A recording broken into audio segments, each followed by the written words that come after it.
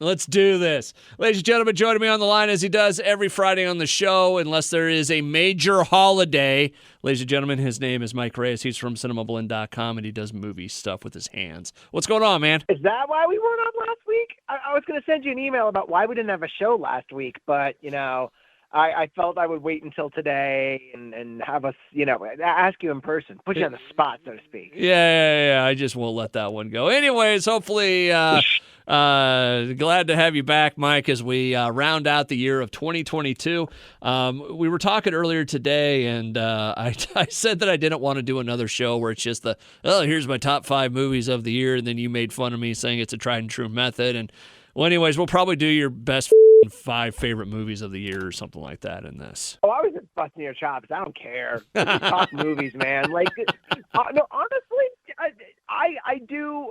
Even though everybody has their top 10 lists, I do agree with you in the sense that it's like, I want a different type of list. I don't just want the best list. We have a whole bunch of lists that we're running over at CinemaBlend where it's like movies that were under the radar for the year, movies you probably forgot came out this year, movies we'll still be talking about in 10 years. So there's all sorts of like neat stuff like that we've got going on. I would read one if it was like the top 10 movie moments of the year, the top 5 movies that failed this year. Well, I know we've got something like best action and best music moments, I think, of the year. Okay. I don't know about movies that failed. That'd be a good one. It would, and I'm just going to flat out say a movie that a lot of people are saying is failing, and I think it's actually a good film, Babylon. Which one's Babylon? Margot Robbie, Brad Pitt, Diego Calva. It's all about early Hollywood. Oh, okay. It is good. It is 3 hours. Another 3-hour movie that's in theaters right now. And if you've already watched Avatar, you definitely have the stomach for this. So I don't want to hear it. It's good. A couple movies we were going to try and watch. I told you we were going to try and watch Glass Onion on Christmas Eve, and then we realized it was like a 2.5-hour movie or 2 hours 17 minutes. I mean, it was long. It's like, I don't know if I got that in me. So then we looked at Bullet Train. It's over 2 hours, and it's like, well, I guess we'll watch some TV and then just go to bed. I'm sorry you passed both of them up because both of them are fantastic. Bullet Train is so much damn fun. That's I want to do. I think I'm going to have some time this weekend. We've got another couple days off and stuff. We may try and do it. We've just, what we've been dealing with is our son Cooper. He's 10 months old, and apparently when a 10-month-old gets to 10 months, there's something called 10-month sleep regression. So, like, he wakes up, and you just know you're going to be in his room for about 3 hours in the middle of the night. Poor buddy. Yeah, he just won't go to sleep. It's just like, dude, and he had been sleeping so well. Like he may cry a little bit in the middle of the night, but then you go and you bank him and it's fine. But yeah, it's been rough the last couple weeks where it's like as soon as you get a chance to go to sleep, you just go to sleep. No, that's understandable. So, how'd the holiday go with the kids? Went very, very well. We had a good time. I was telling you off the air that I tried to get into the Christmas spirit with. I rewatched the Christmas Chronicle. We watched the Tim Allen deal. Rewatched Polar Express, which, by the way, did you happen to see the TikTok stuff with Polar Express? I don't think I did. They started taking the scene where the train is sliding on the ice and putting different songs with it. Oh, no, I need to see this. It's so good. It's like Kickstart My Heart, all these Rob Zombie, all this other stuff. It's really, really funny. Yeah, it's really, really good. Well done. Oh, so nothing like mixing things I love so much. I'll see if I can find some and send them to you. But very funny stuff. And got into the Christmas spirit with things. We had the big blizzard blow through Central Iowa last week. So yeah, it was a very Christmassy. Tried to watch some stuff week. I was over at my parents for Christmas Day, and we actually watched Christmas Story Christmas with them. And what's funny is the night before that, my mother-in-law came over, and we watched it with her then, too. And it honestly, it seriously holds up. I think it is going to be, at least we'll see how it does over the years, but I think as of now, it pairs really well, because we went and just watched the original right afterwards. And it worked so well, sort of noticing all the different callbacks and references that they did have in there, even some of the really subtle ones. And speaking of Christmas Chronicles, you have the director of the first Christmas Chronicles doing Christmas Story Christmas. Oh, really? I didn't know that. Yep, that was Clay Cadis. And yeah, folks, if you haven't seen A Christmas Story Christmas, it's still not too late. There's still some Christmas. There's still some different Orthodoxy holidays that celebrate Christmas. You've got Three Kings Day. Trying to think of what other holidays there are that do that same sort of thing. But it's basically an unwritten rule. You got till the end of the year to cram in some more Christmas movies. We were going to watch A Christmas Story Christmas, but we were kind of waiting for Steph's folks to get in town so we'd have something to do while they were there, and they didn't end up coming until Christmas Day, and we didn't have as much time as we thought. So anyways, you know what movie we were watching the other night that really got me into the Christmas spirit? What? John Wick 2. I mean, Violent Night is kind of tapping that same energy, so I can't fault you. And folks, just a quick reminder, if you want to watch Violent Night, it is now available on PVOD to stream. I highly recommend it because look, even if you're just looking for an ass-kicking delight, it's there. I cannot hype that enough. Going back to A Christmas Story real quick, the very ending of the movie where they're sitting around and like there's the snowstorm and they're having some wine and stuff, like that's my dream Christmas. That really is like just a wonderful moment, and like you really don't realize it as a kid, but then you go back and that's another reason why that movie and Christmas Story Christmas are so good, because you look at both of those films as an adult and as a kid, you get something totally different, and it works both ways. Absolutely. Mike Reyes from CinemaBlend.com joining me on the line to talk about movies.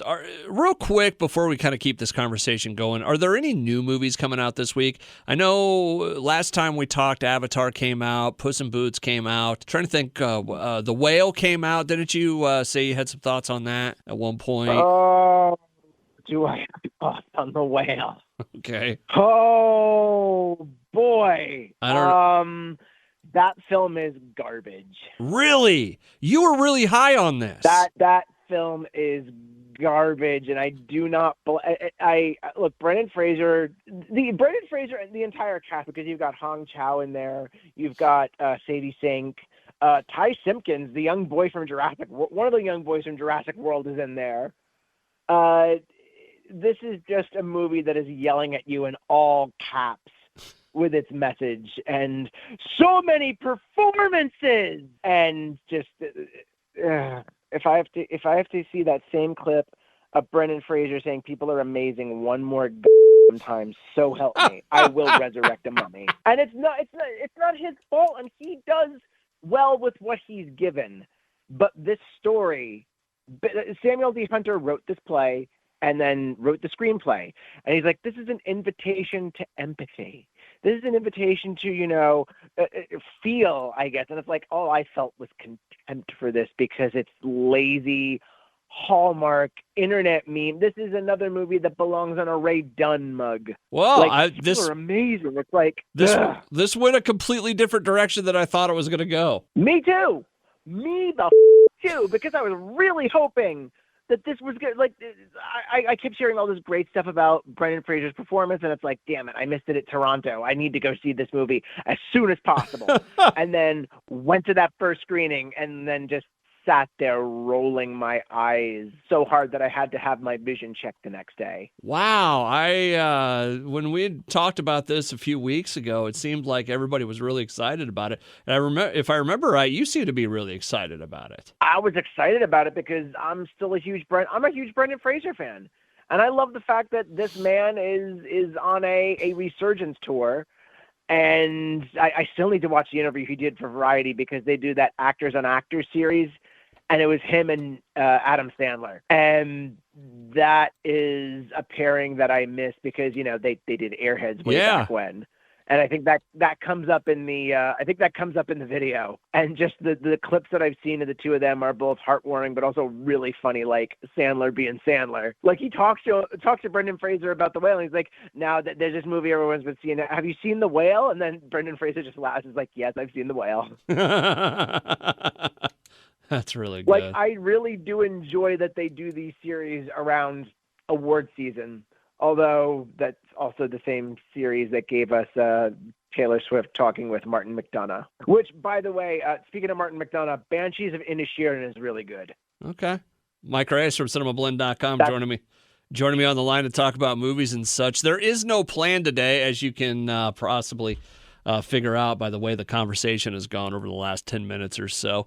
Where are we going next, Mike? Much fun. I'll still, you know what? I'm still going to continue.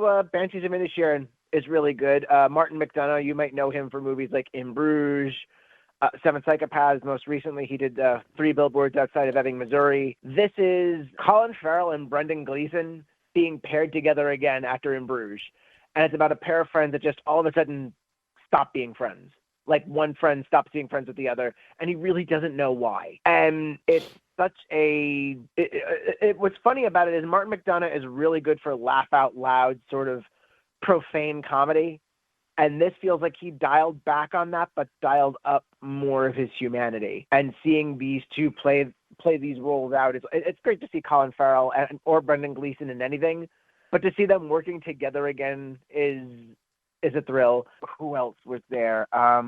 Barry Keogh. I hope I'm pronouncing his name correctly. The Joker from the new Batman movie. He is heartbreakingly good in this.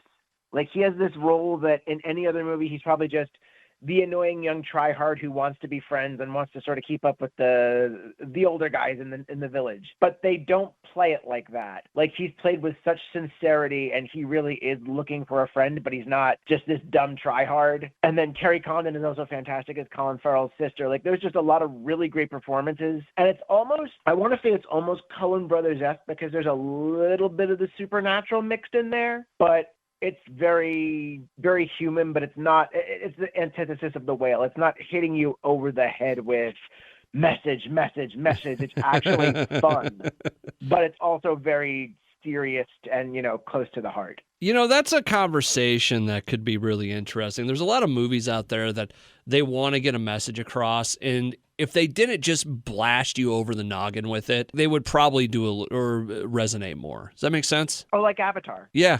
I guess. I haven't seen Avatar 2 yet, but I remember Avatar 1, so yeah. Second bird's name is the first. Did we talk about Avatar on the show? We did, because your line was, "It's okay."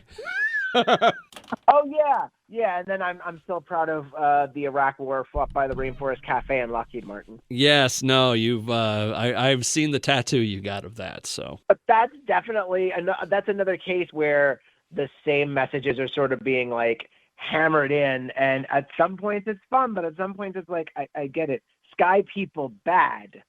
Sky people, bad. I see you. Touch the face.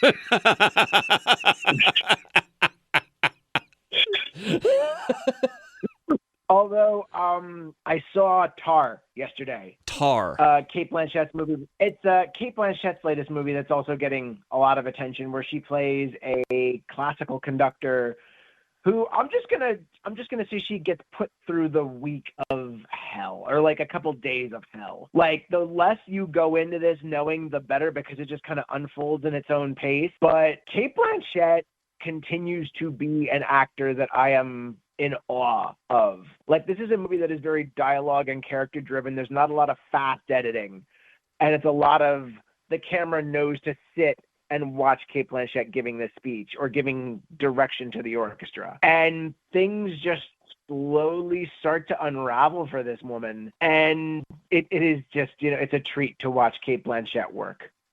Awesome. And I'm just going to say, if you're a huge fan of hers, watch it. I was going to say, she's been in a lot of different stuff and done a lot of different things. Oh, yeah, she's in Guillermo del Toro's Pinocchio. Like, she's the voice of Spacciatura, the evil monkey. Didn't she do Constantine? No, that's Tilda Swinton. Okay, I'm sorry. Because she also did Thor Ragnarok. I'm looking through her thing. She was Nightmare Alley, the Lord of the Rings trilogy. But then she Eyes does Wide stuff like Shut. The Talented Mr. Ripley or yeah, Eyes Wide Shut. She was Mysterious Woman, uncredited voice. Interesting. Yeah. She's Lord of the Rings, so she's a big nerd. Yeah, she's just... You can call them character actors, but I almost want to call them buffet actors because they sample from everything. Yeah. And it's all just so wonderful with them. Like, I love that she's done Ragnarok. She's done Lord of the Rings, but she does Indiana Jones. She does Talented Mr. Ripley. Oh, yes. Irina Spalko from Kingdom of the Crystal Skull, which she was one of the better parts of that movie. The Aviator. I love The Aviator. I do too. I think we're coming up. I think we're coming up on 20 years, either next year or 2004. 2000. I think it was next year. 2024 will be 20 years.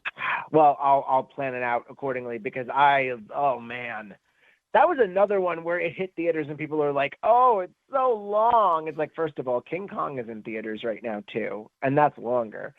Second of all, it shouldn't matter how long a movie is so long as it earns the running time and is good. And that was The Aviator. Did I ever tell you the scene from the King Kong movie that really, really bothered me? I don't know if you did, but I would not mind hearing again just in case. The scene where they get dumped in that pit and the bugs start attacking, and that one tube bug grabs that guy by the top of his head and starts swallowing him whole. Yeah. I don't know why that was so weird to me, but I get the heebie-jeebies whenever I see that scene. Oh, literally, your description pretty much summed it up. It's just the shape of the bug and the way it's eating a person.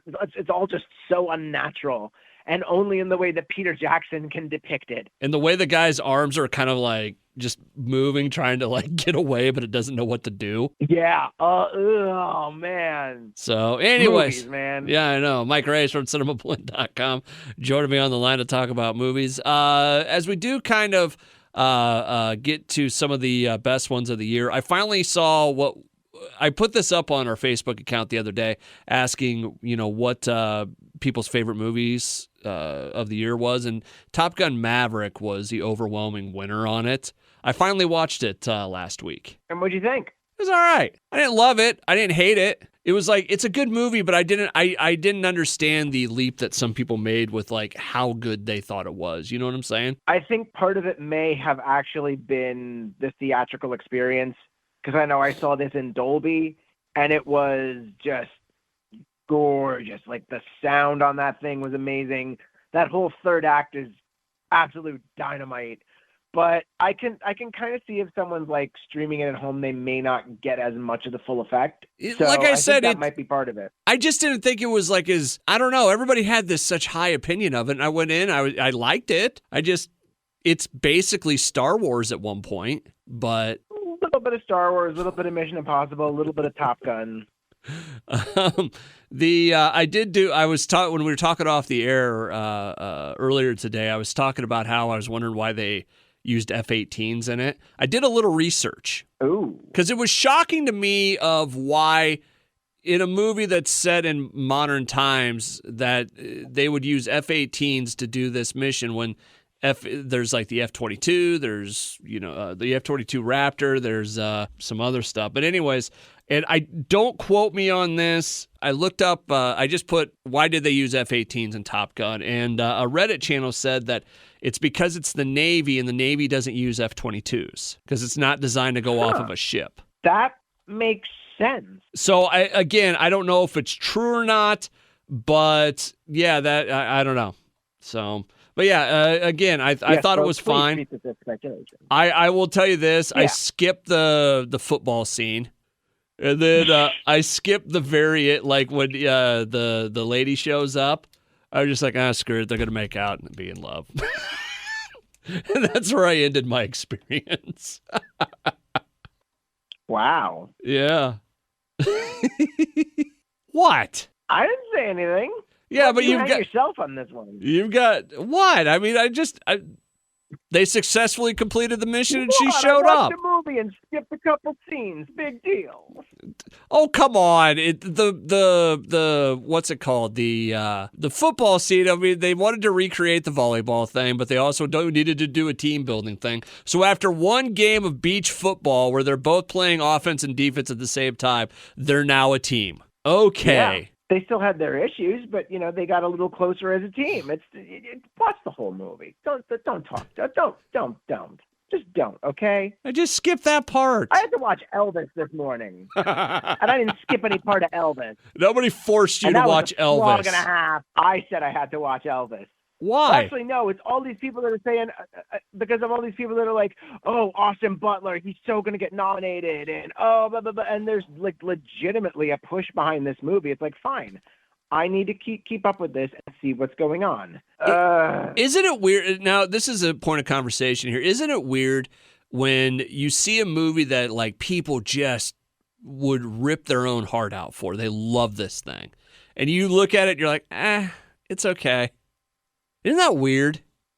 It feels so weird. It's like the whole Emperor's New Clothes sort of thing where it's like, yeah, cool. Yeah, no, this is bad. No, you should, no. Yeah, I don't know. It's just one of those, it's like, these are two perfect examples. A lot of people really liked Elvis. A lot of people love Top Gun. I was like, okay, it's okay. Yeah, it's, that's how it goes. Mike Reyes from CinemaBlend.com joining me on the line with me right now. And again, going back to the why they used F-18s, I don't know for sure that that's the reason or not. It sounded pretty legit, but I could be completely off. I don't know. It's okay. I don't think the Department of Defense is going to come after you for an inaccurate theory. I did read one thing that they were like, the military would not let Tom Cruise fly one of the F-18s, no matter how much he yelled.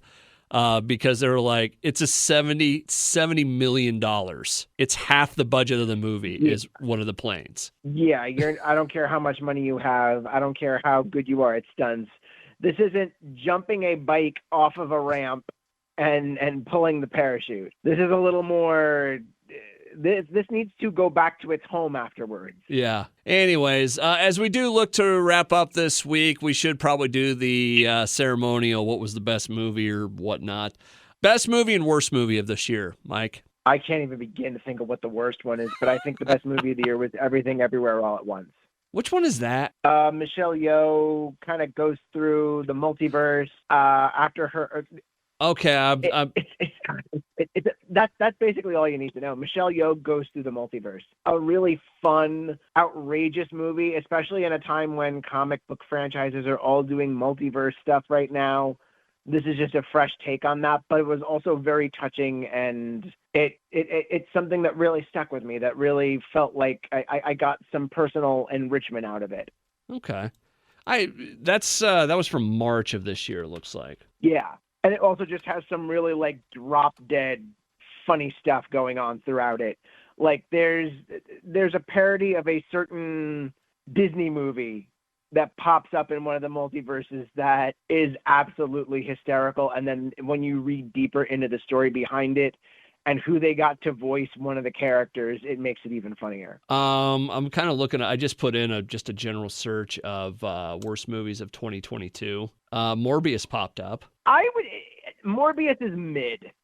If you say Morbius is one of the worst movies of the year and you put it high up on the list, then you didn't see enough movies this year. I really didn't see Morbius was a enough train wreck, but it still had fun. Oh, really? You just like, what's his name from Doctor Who in that? Matt Smith is hysterical in it. Matt Smith is chewing scenery while Jared Leto's like, but I'm cursed. I have to drink blood, and I am a hero. And then Matt Smith is just friggin', what if Tobey Maguire from Spider-Man 3 was actually fun? Okay, I get you. Just to the point where he gets a dance sequence. Some of the other movies that are popping up, Amsterdam. I still have not seen it. Okay. Minions: Rise of Gru. That was one of the worst movies, yes. Firestarter. Actually liked that one. 3,000 Years of Longing. I would say it was disjointed, but it wasn't one of the worst movies. That's shameful. I'm sorry. That was not one of the worst movies of the year. I think it disappeared up its own ass a little bit and needed to be a little more structured, but actually, no, I take back the disappeared up its own ass bit. No, it needed a little more structure. But when you've got a movie where Idris Elba is telling Tilda Swinton gin stories, there's still worth in there. I'm sorry. A couple of the other ones, The Bubble, Spiderhead. That was okay. Spiderhead was good. Spiderhead may have had huge ambitions and may not. I like Spiderhead if only for Chris Hemsworth playing douchey tech bro. The Bubble was god awful though. That started with promise, but then Judd Apatow did it again, where it's like, I've got this funny comedy that might be a tight hour and a half. I'm just gonna extend it for 2.5 hours and not have an ending, and then I'm gonna make a joke about not having an ending because that's such a Hollywood thing. Boy, the New York Post didn't pull any punches here. For which film? They had an article, Morbius and Black Adam tortured audiences and other 2022 movie abominations. That was released on the 23rd. Black Adam was pretty dismal. I mean, I mean, there was some stuff that I liked about it, but that was pretty much all hype and no action. Secrets of Dumbledore were on this dude's list, and Jurassic World Dominion. I genuinely like both of them. I liked Dominion more, but I thought Secrets of Dumbledore started to do things better than Crimes at Grindelwald did. Like, it started to move back towards, hey, fun Harry Potter. But who knows if we'll ever see another one of those movies. This was written by Johnny Olakaninsky. I don't know how to pronounce his last name, but he wrote the articles. So It's subjective. Anyways, Mike Reyes from CinemaBlend.com joining me. Out of all those movies that I kind of mentioned, what one would you say was the worst? Probably Elvis? Minions, because I was Minions. Minions? Yeah, you're not a Minions guy. Minions. You know what? I liked the first two Despicable Me's, and then when they really started leaning hard into the Minions, and then we became your mom's favorite Facebook meme, and your aunt's favorite Facebook meme, and your random friend who likes stupid life advice or emo memes Facebook meme, then it became a damn problem. And then Illumination just decided we're going to make this our identity, and every Illumination movie is going to have those annoying little in front of it. And hey, you're seeing Jurassic World Dominion in theaters? That's cool. Come back for Minions in a month. We're going to do a little short to remind you. Don't worry. We're going to remind you. What do you think was one of the bigger stories of 2022 when it came to movies? Boy, if I don't know. Boy, if you went off the top of your head, what do you think? I want to say the DC film shakeup, especially in the latter half of the year when you've got Black Adam coming out. Dwayne Johnson apparently forces Warner Brothers' hand to have the Superman cameo, and then Henry Cavill no longer Superman, and all this other business is happening. Well, you saw the Rock stuff this week, right? Well, I saw that it's like, well, the Black Adam is not their next immediate chapter, but we're talking about what we're going to do in the future, and he might come back. Might. He might come back, you know. It's still good. It's still good. It's only airborne. It's still good. That's just James Gunn not wanting The Rock to break him in half. But, yeah, I would probably put those in there. Also, Avatar 2, and just the fact that, obviously, it's making money, but while it did underperform a little, you've still got all these people that are like, don't bet against James Cameron. And, there were these people that thought it was only going to make $130 million. And you've got both sides of that aisle where it's like, don't bet against Jimmy Cams. This is going to be the biggest thing ever. And then other people that are like, this is not going to be the biggest thing ever. Who asked for this? It's like 20th Century Fox's shareholders, 20th Century Studio shareholders, was probably a reason Disney bought the company, because they also went in on that themed part of Animal Kingdom. James Cameron wanted this and has been filming this for the last couple of years. So it's not like Disney had to invest all that much since they technically acquired it, but also it is something that fans have been waiting for almost a decade. So that's been something that has been interesting and will continue to be interesting to follow. I'm trying to think of what else. Netflix Will Smith not giving Glass Onion more than yes. That goes without saying. The Will Smith Oscar debacle, the slap. I know Chris Rock has a Netflix special set for next year. I don't know if that's going to be his big I'm going to talk about it special, but people are going to tune in as if it is. Yeah. No, they absolutely will.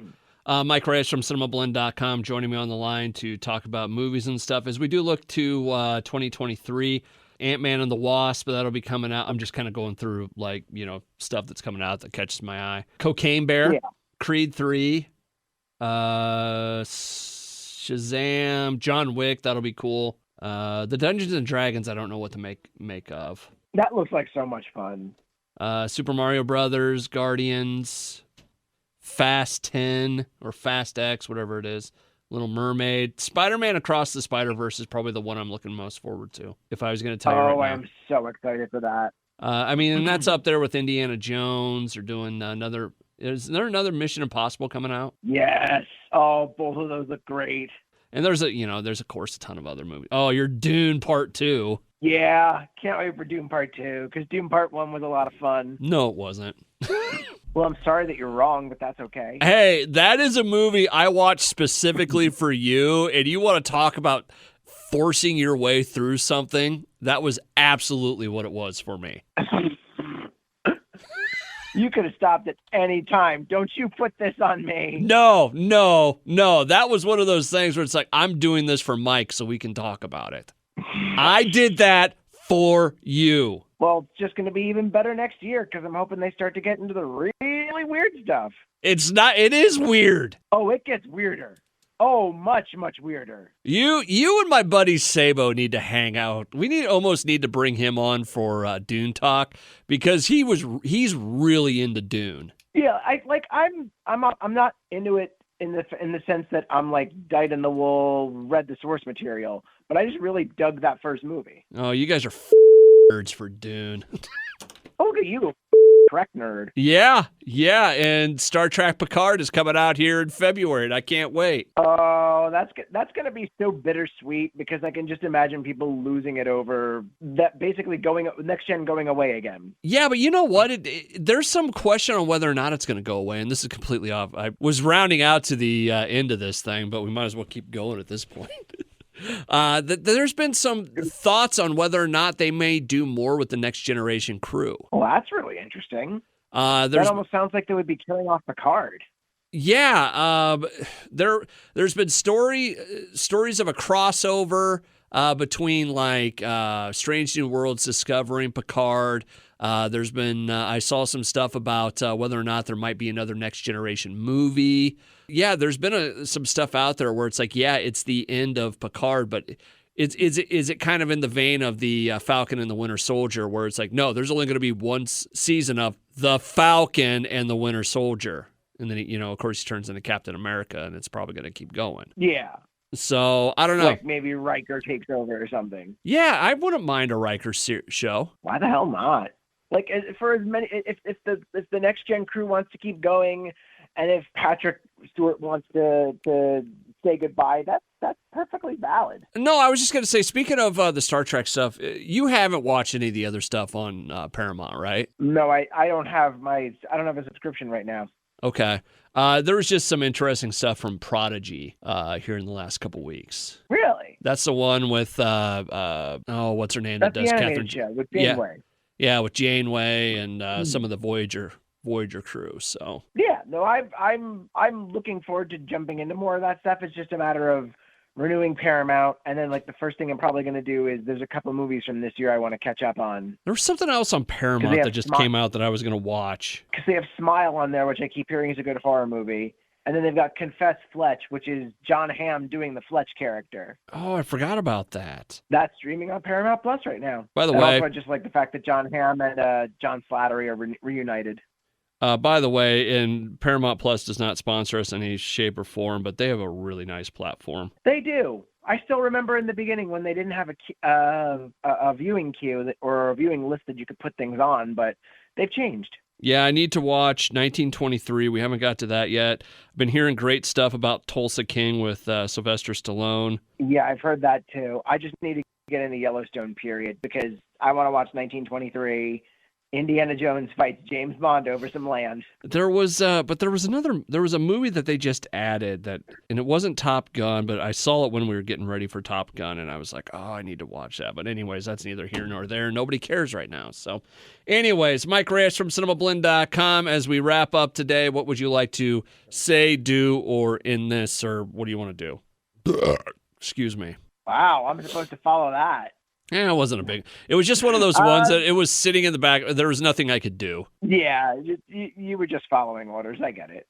I don't know. I mean, 2022 certainly has been interesting. 2023 looks like we might just be going more towards theatrical exclusives. I'm very curious to see what streaming is going to be like in the next year, especially when you've got something like Top Gun where that movie changed the pace for everything. That movie started its run in May. It came back to theaters twice. It was one of the now 3 movies that has cracked $1 billion. I think it was the first movie of the year to crack $1 billion. Not even a Marvel movie did that this year. And they were able to push streaming for that long. I'm very curious to see how that affects other movies going forward, or if we're going to if we really are going to see the streaming model if we're going to see pushback against that. Yeah, I don't know. The streaming thing, I love the streaming thing. I know the theater experience is a big deal, and we've had that conversation in the past, but I really like streaming stuff. I don't mind having streaming. Like, I don't mind having a quicker window to streaming. But of course, we're still going to have a little bit of a delay where it goes to PVOD first. We have to pay $20 to rent it, and then it goes down to $6 to rent it, and then it goes to streaming somewhere. But I like having a quicker window because as much as I love going to the movies, I also like to stay current. And if I can pick and choose what I see, if I can get more movies in towards the end of the year with this sort of thing in place, I'm all for it. But I still do like going to the movies and getting popcorn and sitting in a seat with like a really fantastic sound system. I just want warm popcorn again. Is that asking too much? Warm popcorn with real butter, man. Yeah.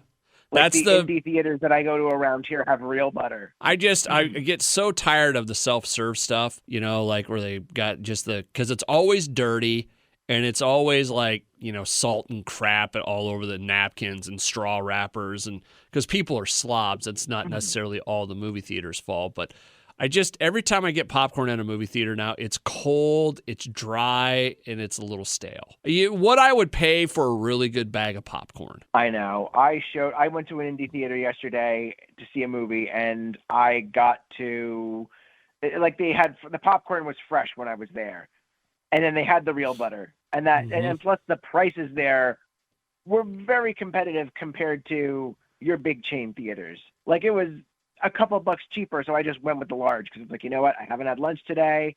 It's cheaper here. I'm doing it. Yeah. No, I completely agree.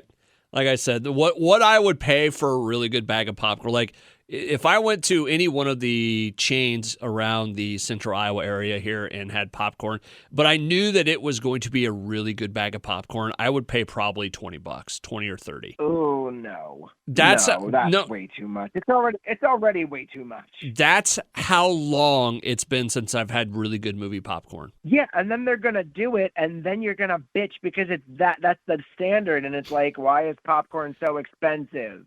I'm getting into my 40s, and I can start to bitch about this type of stuff. People just need to get it right for the price they're paying, no question. If you're going to make me pay $16 for a large popcorn and a soda, make it a good popcorn. Make sure the syrup in that machine is fresh. It's Mike Reyes from CinemaBlend.com. Joins me every week to talk about movies. That's going to do it for this episode today, Mike. I hope you enjoyed it. And as always, thank you so much for the time you put into this. I really appreciate it. And I can't wait till 2023. Sir, thank you for having me on. Happy New Year to you. I cannot wait to get back to this.